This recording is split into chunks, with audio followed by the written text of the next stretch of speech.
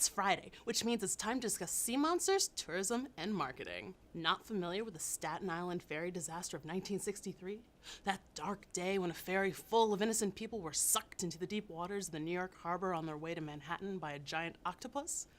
Still have no clue what I'm talking about? Have you not seen the documentary? The memorial statue? What about the pamphlets for the museum? Are you still staring at me blankly? Well, good. That's because none of it's real. It's all a creation of artist Joe Reginella.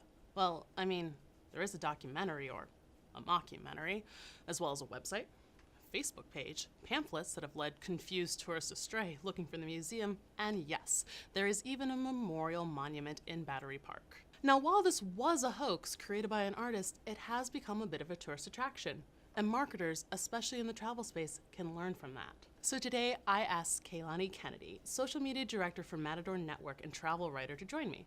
Lani is a good friend of Target Marketing, serving as a member of our travel and hospitality board, and she's my go-to gal for all things fun and funky going on in the travel space. Lani, thank you so much for joining me today. When I came across this story, you were the first person I thought of. So let's talk about the Staten Island Ferry Disaster. What do you think of this hoax campaign? Okay, yeah, sure. So you've got this giant octopus that takes down a ferry just off of Staten Island. And when you hear it, it sounds super bizarre, but there is like a large population of people out there who would go, "What, really?"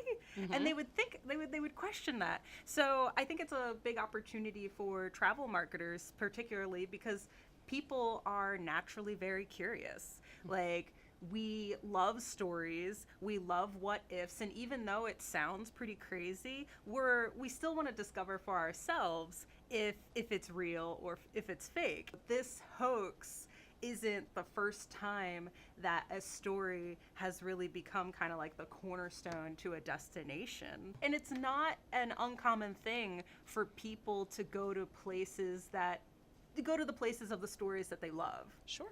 I mean, we see it. There's a Sex and the City bus tour in New York City. Yeah, there's, of course. 9 3/4 at the London station. Mm-hmm. Yep, Harry Potter. People go to 221 Baker Street because that's where Sherlock Holmes was supposed to live. And they play, and destinations totally feed into it. They totally play into it. They're like, okay, people are coming for this story.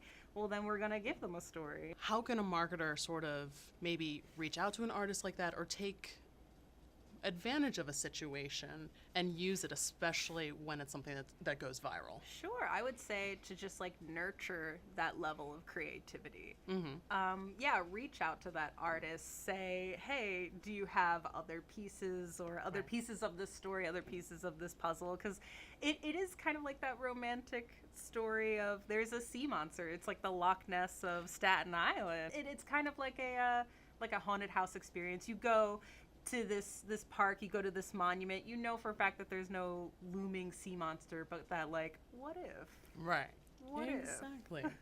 What if? Yeah. Awesome. Lani, thank you so much. It was so great to have you. Love talking travel with you. Anytime. It's my pleasure. And for the rest of you folks, keep an eye out for what might lurk beneath. Have a great weekend.